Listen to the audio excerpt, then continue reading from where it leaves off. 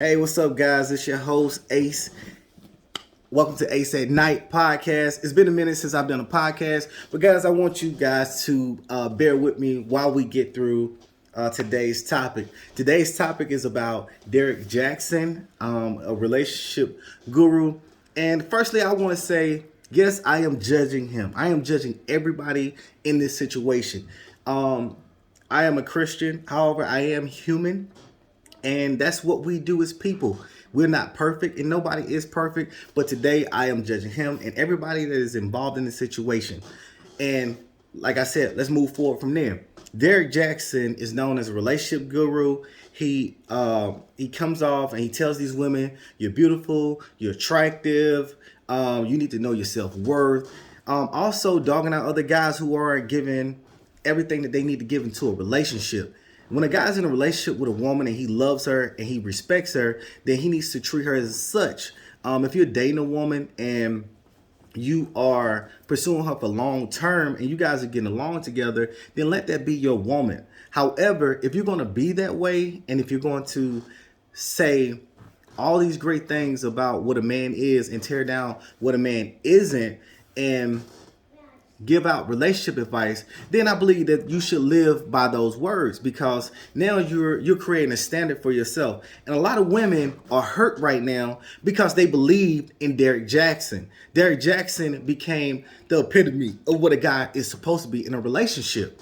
See, my lady flat out told me that she listened to him. Everything that he said, she listens to Derrick Jaxn. All right. So that means he comes into other people relationships, because when women hear something and they feel like, okay, this is the standard, now they take that into their relationship and it affects things that go on in their relationship. Like if a woman has not been treated with chivalry and they want a door open and Derrick say, hey, you guys should open the door, you guys should put red carpet down, they're listening to it. He also sold books. He's major popular on social media. This guy, the sky's the limits for this guy because he's giving out positive vibes. However, he's not living by it. So I'm judging him. I'm saying, shame on you for being a master manipulator and not living by your words. When I looked at him, I had never really listened to him like that because his message was not for me. It was for the ladies. That's the platform that he built it on. So I never listened to him. But when I saw him, I was like, this is like the homie back in when I was like 18 and 19, when we was on college campus, and the first thing we said was, where them hoes at? You know what I'm saying? And your homeboy be like, man, they over there, they going to the Q party, they going to the Kappa party, man, they gonna be live tonight. We're gonna go to Miami, we're gonna go to spring break. He come off to me as one of those guys, but they're just older now. Back when I was in school, we used to have this Kappa that used to pick girls up in the back of the dorm. And we used to see that car after the club pull up and pick up 3 or 4 women and just he just did his thing. He was cool dude, shout outs to him or whatever. I'm not gonna call his name out because now he's married now.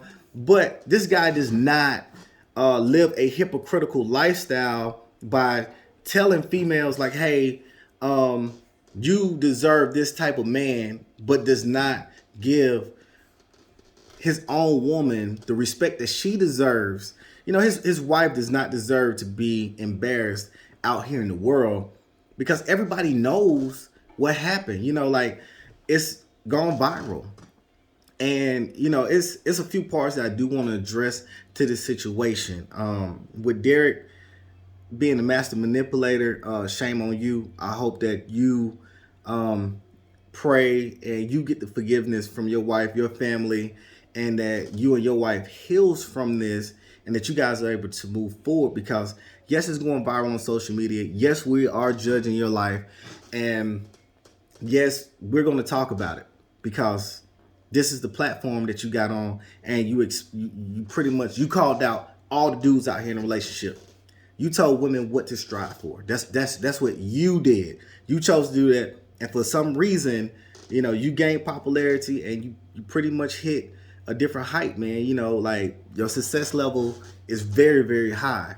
It's sad to see you fall as a black man, as a black married man, because like we do need to establish a stronghold and have a healthy outlook on marriage, because the youth is definitely looking up to these relationships and getting married and seeing that positive influence in their life, So I don't think that what you did as far as like your platform was 100% wrong, because somewhere out there you did affect a woman in a way where maybe she had low self-esteem, maybe she was in a breakup, maybe she was in a horrible situation, and she listened to your words and she was able to address the toxic male that was in her life and challenge him to uphold those standards. And maybe she's living better off based on your words, but definitely not by your lifestyle. There's a lot of women that have not achieved relationship goals, and they're still out here looking for the man that you painted out to be the dude that they need. Also, I want to address another thing in this podcast. I want to talk about women that are toxic. I want to talk about the toxic femininity that exists in this world that is not being addressed at all. We have women out here that are living off of the power of attraction. There's something about a woman attraction that can woo and slay the mightiest man. There have been kingdoms that have failed because of an attractive woman have come and basically seduce the king, and the king, go crazy and loses everything. This is an old story, but it's very relevant in today's sense. The woman that is in question, I don't know her name, but apparently she wanted to out him. This toxic femininity felt like she can actually obtain this guy, and she knew that he was married. Okay, she knew what platform that he had, which was a relationship guru. She knew about his wife. She had an entanglement, like Jada Pinkett said. She had a full out side piece relationship with him, and she felt entitled to access a married man. This is toxic femininity at its highest peak, because a woman knows that she is attractive. A woman knows when she has a curvy body. She knows what her eyes look like. She knows based on a lot of comments that guys give them, a lot of comments that their female friends give them, the validation that they get on social media. A man can try to build a platform on Instagram, and he might get 1,000 followers or less based on the niche that he actually chooses. And it can be great quality work. But an attractive woman can get on Instagram and post one picture and say living life, and she will get 30,000 followers because she is attractive. So the power of attraction is very, very powerful. And don't let a woman make a twerk video showing off curves. She gonna get 100,000 followers in less than a week. So the power of attraction is it's a very sacred power that a woman possesses. A woman can do a lot of things based on just what they look like. They have the validation based on their looks. Now, not taken away from a woman's brain, because women are very smart, they're very articulate. Matter of fact, black women in this country had the highest graduation rate, and they run around here with college degrees.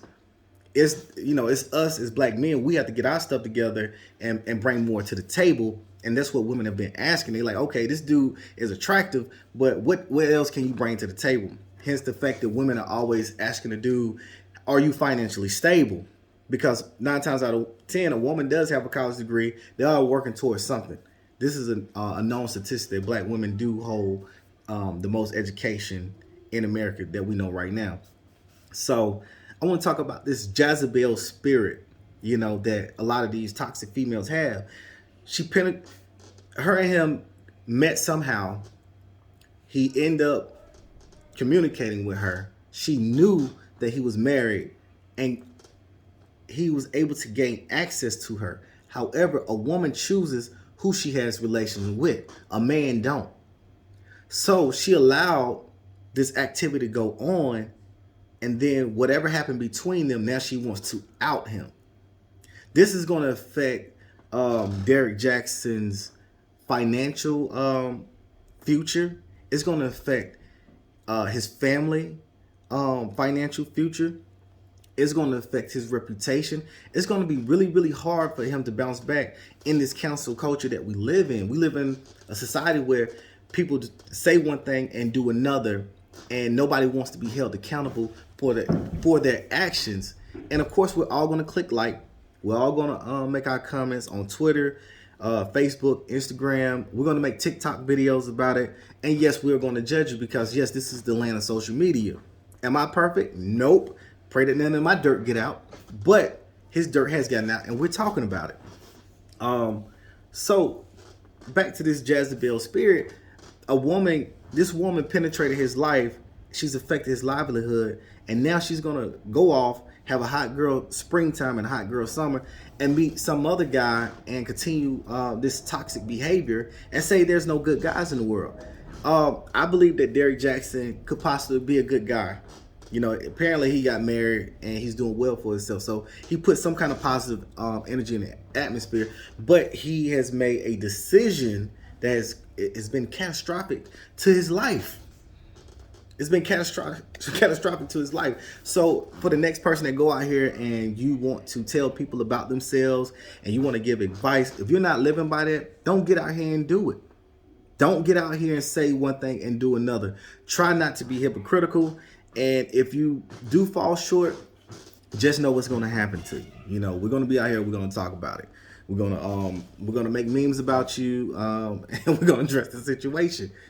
So, I'm going to end the podcast right there. This is my reaction to his apology video.